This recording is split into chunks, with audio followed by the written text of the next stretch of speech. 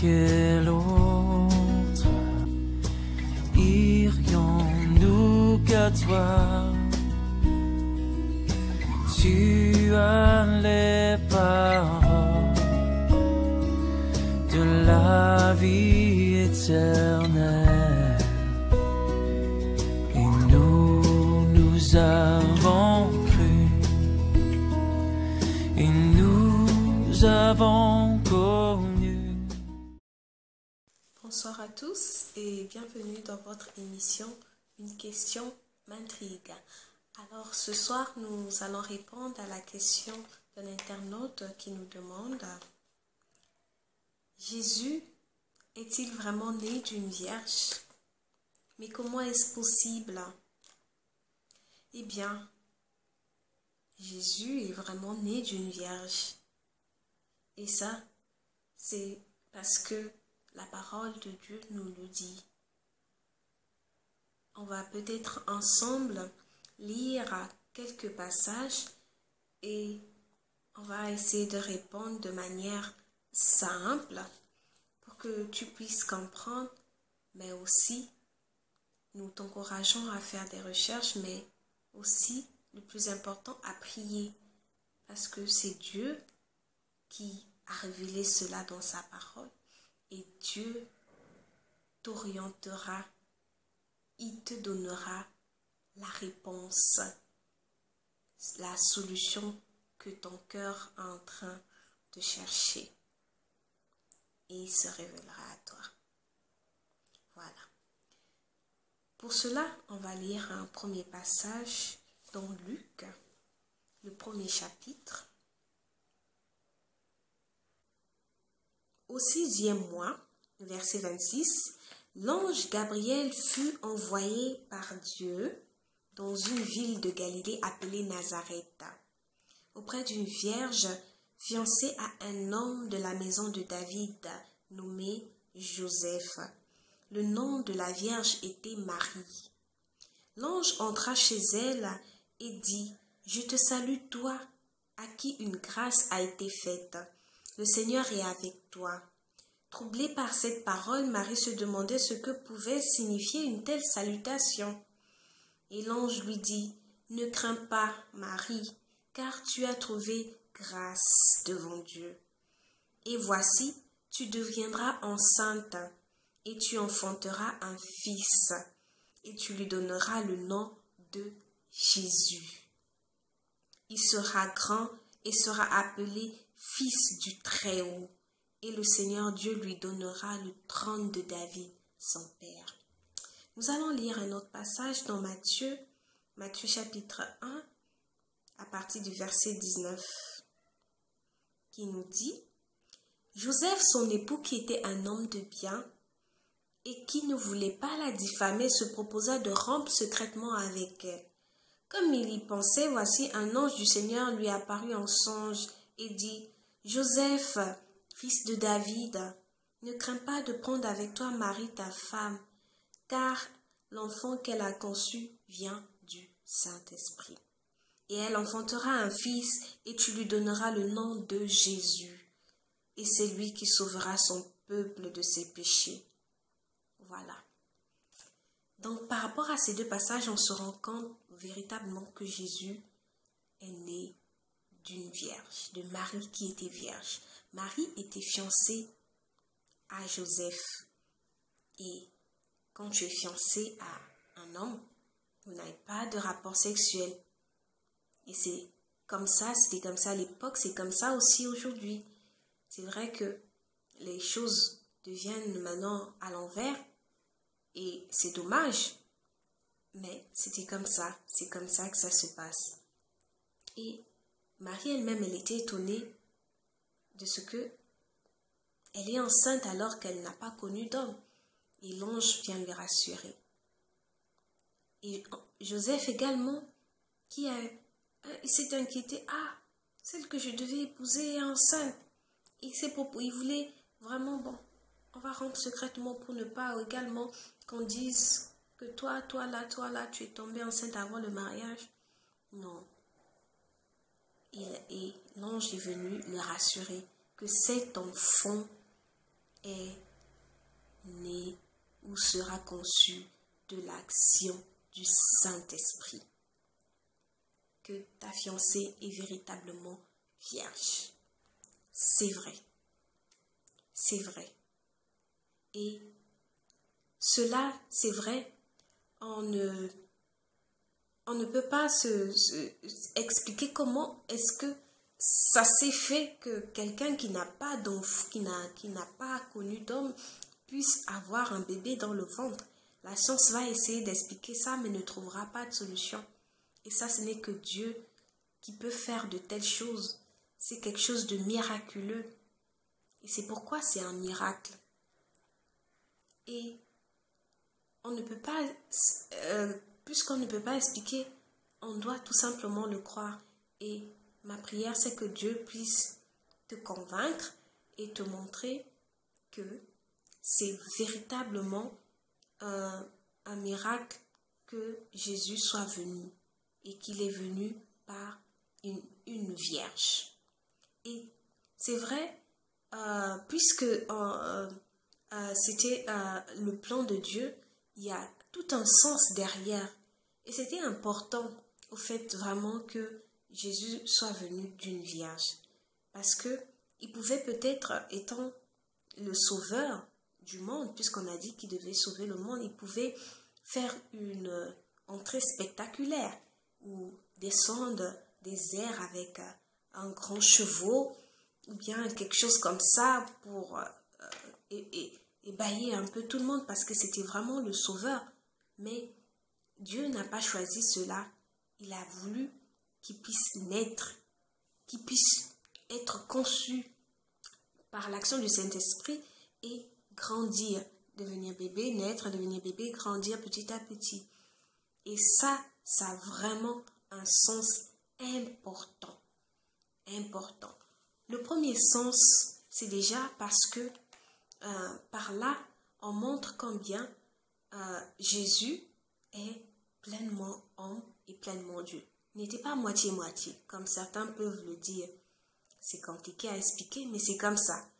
Il est en même temps un homme, en même temps Dieu. Et le fait qu'il soit né d'une vierge montre véritablement qu'il avait cette nature humaine, que sa chair, il avait la chair, il avait un corps comme nous. Lui qui était Dieu, il avait également un corps comme nous. C'est compliqué à expliquer parce que Dieu, il est grand. Et essayer de comprendre Dieu dans notre petite tête, c'est carrément impossible. Il faut tout simplement le croire. D'accord? C'est la première raison ou bien la première signification pourquoi c'était important que Jésus soit né d'une vierge. La deuxième signification de cette importance, c'est parce que véritablement, si Jésus n'était pas né d'une vierge, ça veut dire qu'il n'était pas ce sauveur-là qui avait été promis depuis des années avant. Toutes les prophéties qui avaient été faites sur le sauveur qui devait venir. Quand on lit l'Ancien Testament, il y a beaucoup de versets qui nous montrent véritablement que Jésus devait venir. Et il y a par exemple un qui est plus clair dans Ésaïe 7,14 qui nous dit « Voici la Vierge concevra et elle enfantera un fils et appellera son nom Emmanuel. » Et oui, c'est une prophétie qui parlait de Jésus. Mais si véritablement Jésus n'est pas né d'une vierge, ça veut dire que ce n'était pas ce sauveur-là que cette prophétie était en train de parler. Et c'est tout à fait faux. Donc vraiment, la prophétie devrait s'accomplir. Okay? Il y a une autre également prophétie qui devait s'accomplir. Et une première prophétie d'ailleurs. Parce que nous avons dit, si vous vous rappelez dans la vidéo, on parlait de l'amour de Dieu pour nous. Parce qu'il nous a créés et il ne voulait pas qu'on puisse être loin de lui. Il a créé Adam et Ève, mais Adam et Ève ont désobéi. Ils ont désobéi et en faisant ce que Dieu ne leur a pas demandé de faire.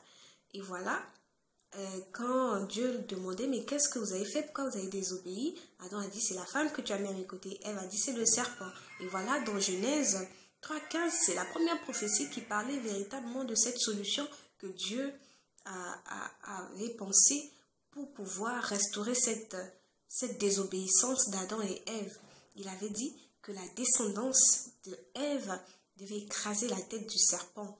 Et c'était vraiment une prophétie également qui nous montre que c'est de la lignée de la femme qui était Ève, c'est de la lignée de sa lignée qui viendrait d'une génération future que il y aurait un enfant qui viendrait et qui va permettre que cette relation de péché puisse être restaurée.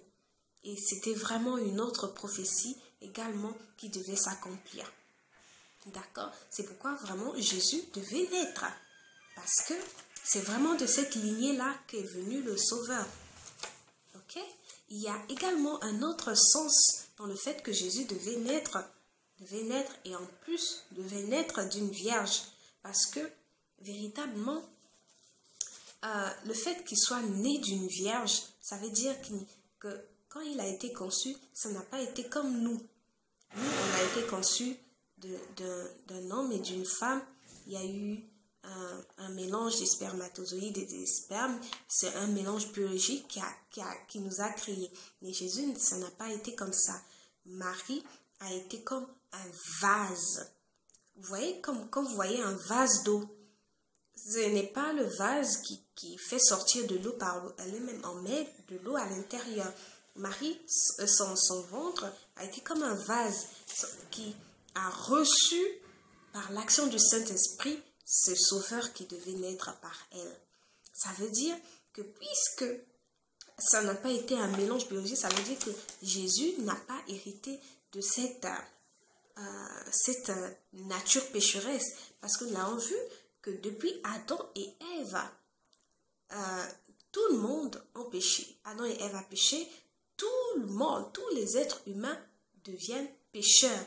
Et même quand ils sont bébés, même quand ils sont dans le ventre de leur maman. Et ça, il y a beaucoup de passages qui nous le disent. Celui qui dit qu'il ne commet pas de péché, il est vraiment menteur.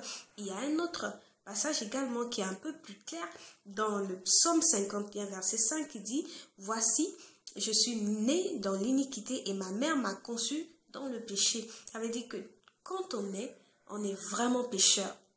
Et le fait que Jésus soit exempt de cette naissance-là, de cette lignée de chair, ça veut dire qu'il est conçu sans péché. Et véritablement, quand il est conçu sans péché, ça fait de lui une solution parfaite, un substitut parfait pour pouvoir encore prendre notre place et verser son sang qui était pur pour pouvoir nous laver nos péchés, ou prendre notre place.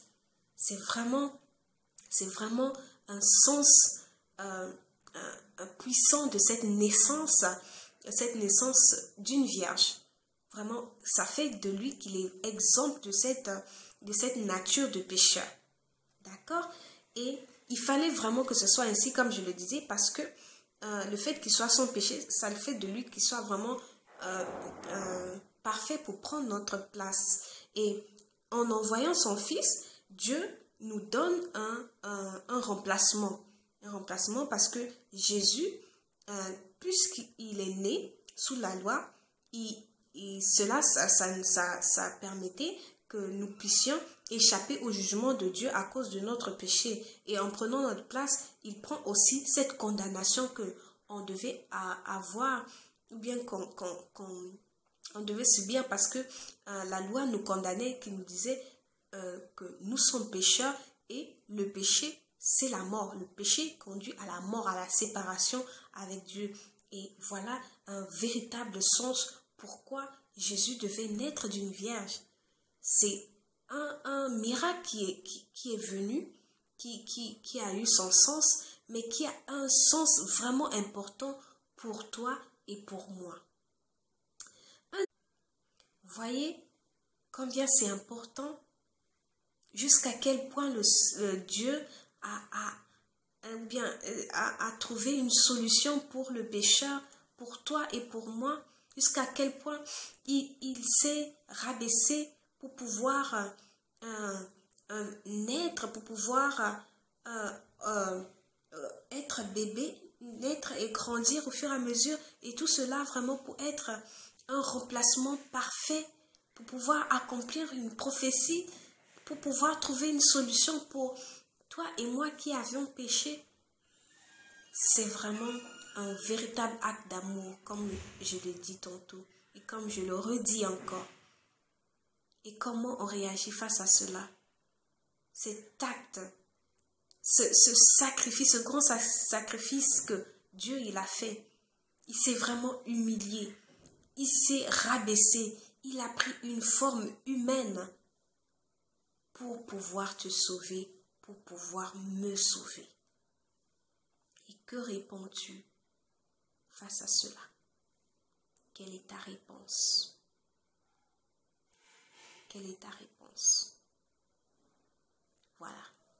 On va s'arrêter là pour aujourd'hui, encore une fois. Et si tu as d'autres préoccupations, on est à ton écoute. Et si tu aimerais également venir au Seigneur également, nous t'encourageons à prier et à nous écrire également. Nous allons t'aider. Voilà.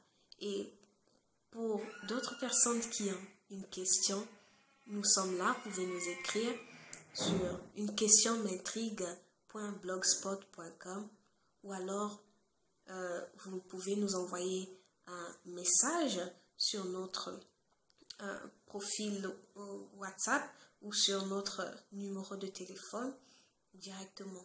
Voilà. Et aussi, si vous avez d'autres commentaires par rapport à cette question, par rapport à ce sujet, vous pouvez aussi l'ajouter en commentaire. Voilà. Donc, on se dit à bientôt. Au revoir.